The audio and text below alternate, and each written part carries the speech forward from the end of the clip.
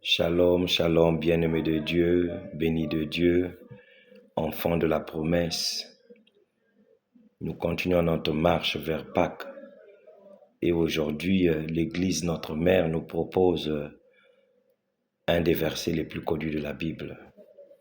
Demandez, on vous donnera, cherchez, vous trouverez, frappez, on vous ouvrira. Ça nous conforte dans notre position des 3 P.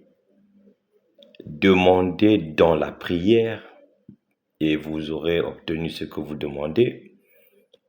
Cherchez, c'est une forme de privation dans la volonté de recherche afin que vous trouviez.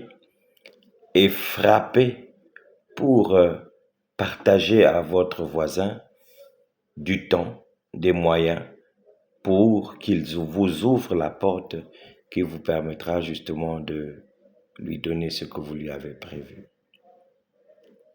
Oui, le Seigneur nous le dit clairement, que nous avons les fils de cette terre, la volonté de donner des bonnes choses à nos enfants. Combien de fois, lui, a peu forte raison, qu'il puisse donner une mauvaise chose.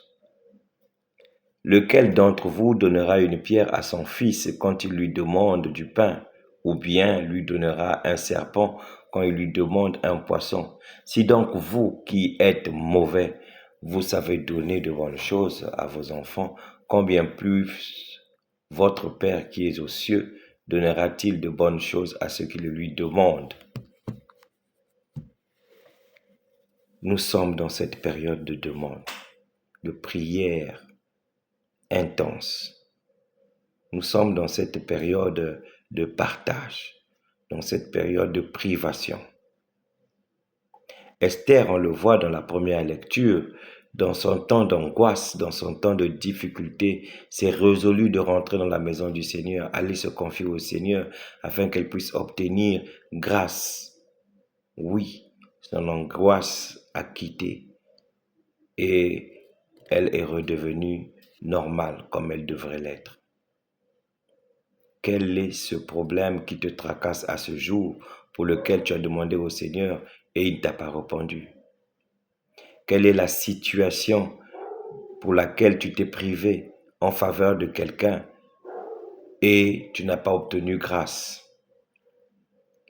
Quel est cet amour que tu as manifesté pour quelqu'un? Tu es allé frapper à sa porte, tu lui as donné un peu de ton temps, un peu de ton savoir, de ta connaissance, et que tu n'as pas obtenu grâce.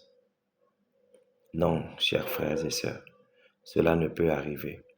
Le Seigneur est tellement bon, le Seigneur est tellement merveilleux que quand il nous le dit, il ne se trompe pas. Il n'est pas le Fils de l'homme pour se tromper ni pour se repentir. Le psaume nous dit, quand je crie vers toi, Seigneur, tu réponds à mon appel. Crions vers le Seigneur, il répondra. Tous les problèmes de ce monde, rien n'est impossible à celui qui croit, a-t-il dit. Tout ce que nous avons comme problème, nous pouvons le lui soumettre. C'est le temps favorable, c'est le temps qui nous est donné de pouvoir repartir sur les bases du Seigneur et de lui demander et de s'offrir à lui, de vivre avec lui dans une intimité profonde afin que nous puissions recevoir. Bonne journée à tous et à bientôt.